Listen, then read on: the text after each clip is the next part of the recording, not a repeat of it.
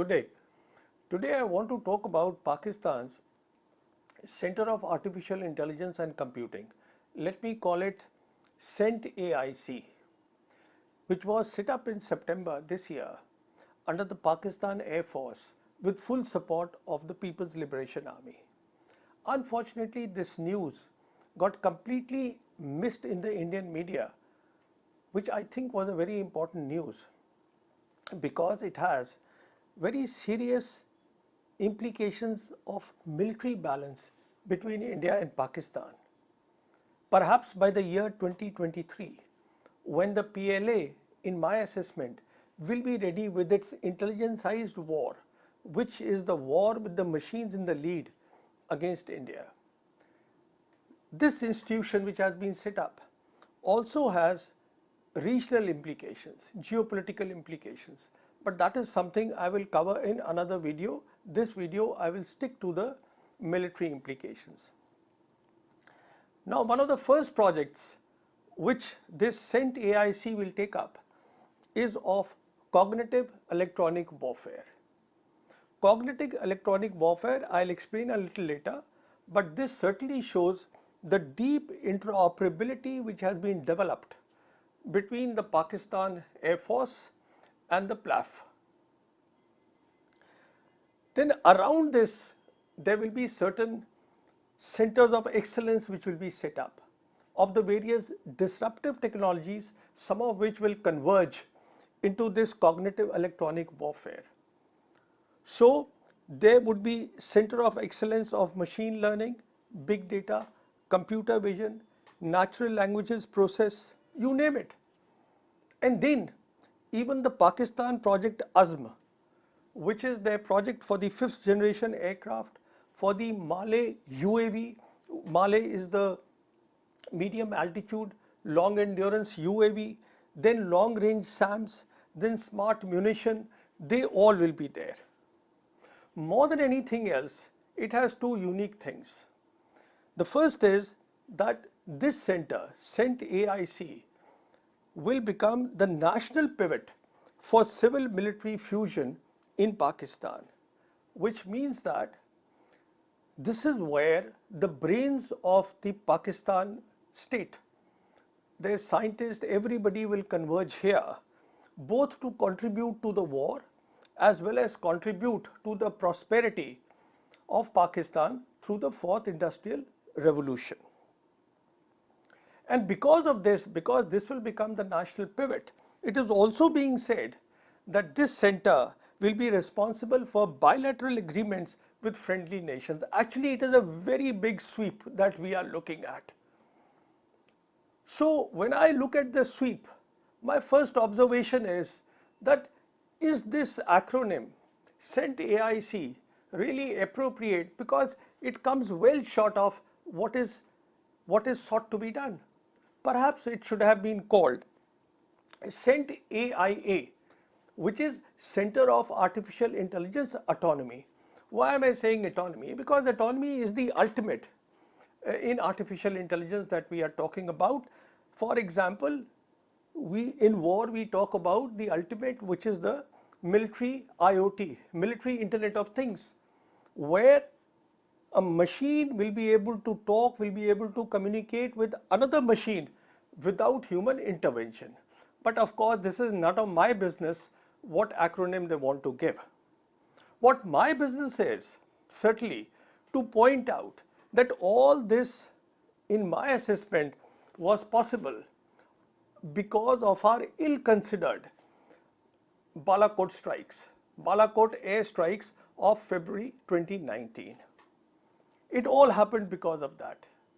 Why do I say that is, the next day of the Balakot strike, on the 27th of February, when the Pakistan Air Force did their operation Swift Retort, so it was very clear that they were able to degrade the communication and the situation awareness of the Indian Air Force.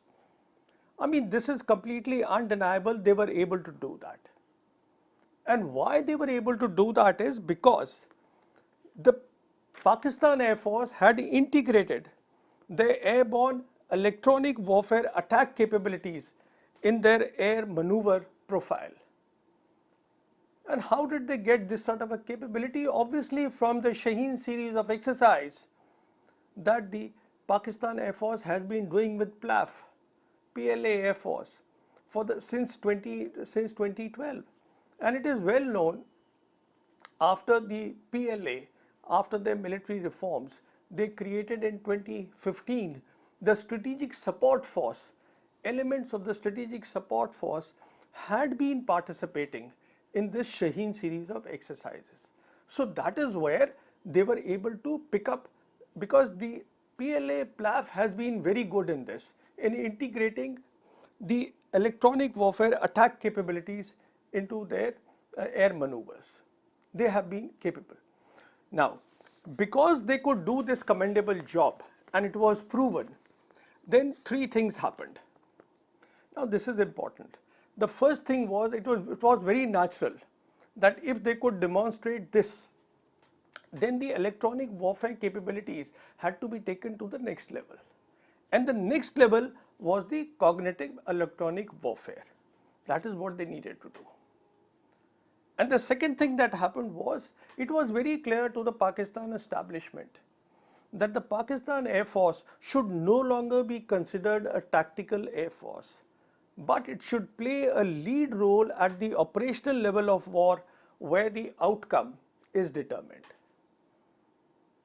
It was very clear that the Pakistan Army will not be able to make much headway. It is the Pakistan Air Force which has to deliver. Now, because of that, and because of the fact that any air force is technology heavy, so it was decided perhaps to make the Pakistan Air Force as the natural nodal point for the artificial intelligence, both for the civil as well as the military side. It became the lead force for that.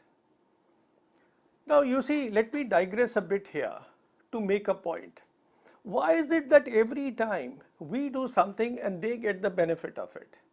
For example, the Bajpayee government, they did the 1998 nuclear tests. What we got out of it is of course debatable, but what they got out of it is absolutely clear. The status of the Pakistan Army, it rose many-fold. It rose so much primarily because once the nuclear weapons came out of the closet, the Strategic Plans Division, which controls the entirety of the nuclear arsenal. I mean, although it has joint staff, it has staff from all the three services, but the control clearly is under the Pakistan Army. So because of that, their status rose, and the world powers, they thought it necessary to interact directly with the Pakistan Army. Now similarly, we have done this by doing this Balakot, ill-considered Balakot strikes.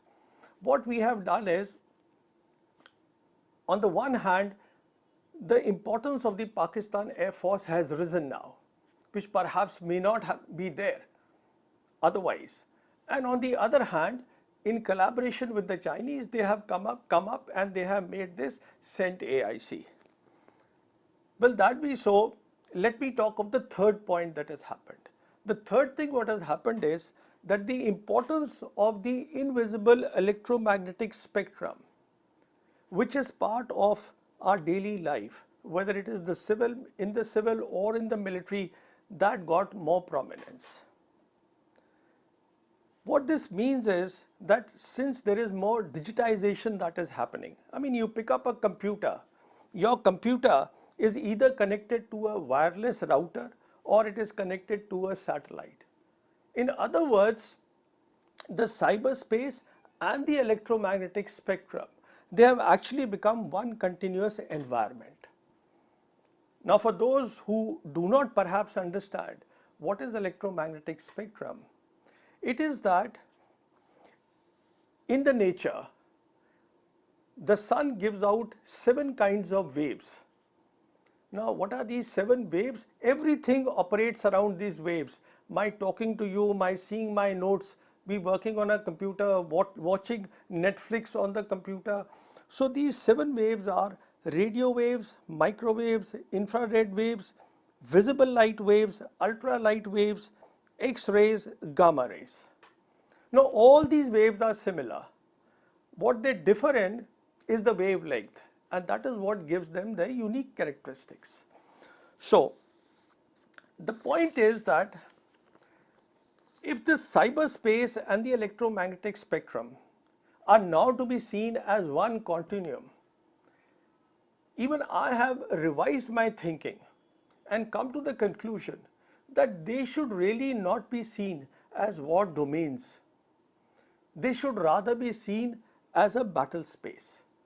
Now what I am saying is that this entire cyberspace and electromagnetic spectrum, which really provides or helps the other domains of war to function, like the air domain, like the land domain, like the sea domain, like the space domain, it provides that critical connectivity to those domains. Those domains cannot function if this battle space is not available. In other words, we are now looking at two battle spaces. There is one fundamental battle space which helps the second battle space of the war domains that I just spoke. In other words, the first war that has to be fought in this first battle space, the battle space of electromagnetic spectrum. It not only helps fight the other domains fight their war. The war has to be fought for this domain, it has to be fought within the electromagnetic spectrum for a favorable outcome. Now let me explain what this means.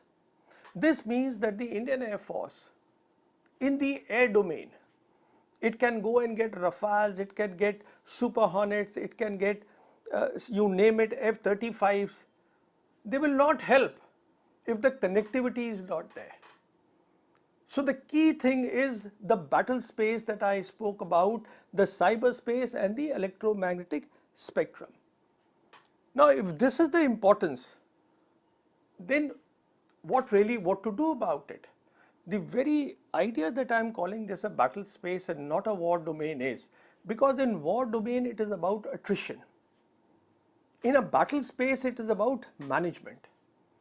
You manage that space. You don't really fight, but you see how you can maneuver or outmaneuver your opponent in that space. That is what this EMS battle space will be all about. Right now it is not congested insofar as India and Pakistan are concerned, but if you take the case of the PLA and the US military, they are worried that very soon this battle space will be congested, it will be contested, it will be constrained, it will be complex. So the challenge will be to maneuver in this. Why? Because it supports war fighting, it supports communication, it supports situation awareness. So a strategy has to be found so that one is able to maneuver in the time, place and parameters of own choice in this electromagnetic spectrum. So you see, this is what will get the prominence now. So once we have seen these three things that happened as a consequence of the Balakot strike, then obviously the lessons of the Balakot must have been discussed between the PLAF and the Pakistan Air Force. So consequent to the August 2019 events, what happened in Jammu and Kashmir, to recall, the Chinese General Xi Jinping, who is the number 2 man to Xi Jinping, the General Secretary, and he is the senior vice chairman of the Central Military Commission. He was in Pakistan for full 1 week where he visited all the top political leaders and he spent time at all the service headquarters. In my assessment, that is the time this idea of the Sent-AIC and the cognitive electronic warfare would have been conceived. And there you are, within a year, the Pakistan Air Force has inaugurated that. It was inaugurated, as I said, in September by the Pakistan Air Force Chief, Air Chief Marshal Mujahid Khan. So now we come to what exactly is this cognitive electronic warfare? What will it do? So you see, it's a big step. It's a huge step. It is a step that you put the intelligence into the sensors of the electronic warfare systems so that they are able to adapt on the fly in real time during a mission. Let me explain what this means. It simply means that when the mission is going on, the electronic warfare system, the cognitive one, will be able to find the meaning. I mean, we'll see the waveform, the information waveform will collect the signal which is coming from a radar, and it will be able to self-learn and self-apply, in the sense that it will know how I need to adopt. The system will know how to adopt so that we are able to take on the adversary. So it is not something that later you see a signal is collected and then the experts sit down and see how we sort it out. Everything happens on the fly during the mission. So basically what we are talking here is, we are talking of elements of artificial intelligence, we are talking of machine learning, and we are talking of data, because as the mission is flown, the electronic warfare system, which is cognitive, it will check its data library and say, okay, here is how it was the last time and this is the way I need to adopt. Or if there is something new which has been collected, then it will remember that for the next time as to how to use it. So you see, this is a very big quantum jump, a cognitive, a capability to be able to learn and self-adapt. Now this will not be limited to the jet aircraft only. It will also go to the UAVs. I mean, for example, the Male UAV that the Pakistanis are looking at, the Pakistan Air Force is looking at.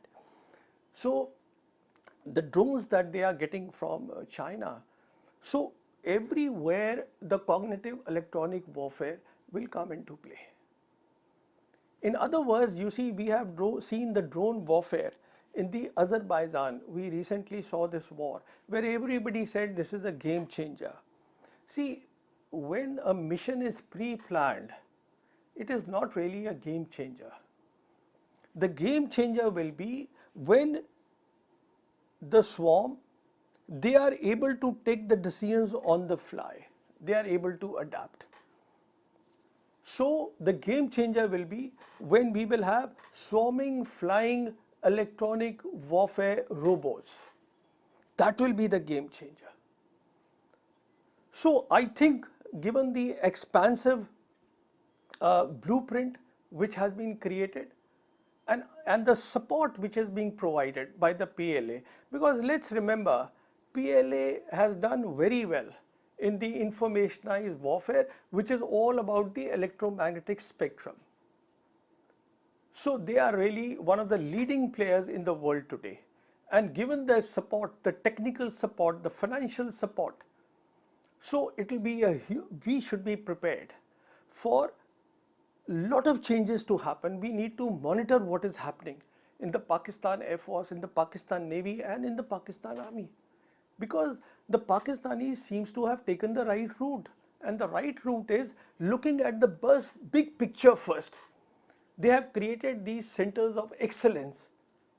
So when you look at the big picture and not really just focus on the artificial intelligence applications, you get to understand the whole thing and how to converge the technologies into the applications.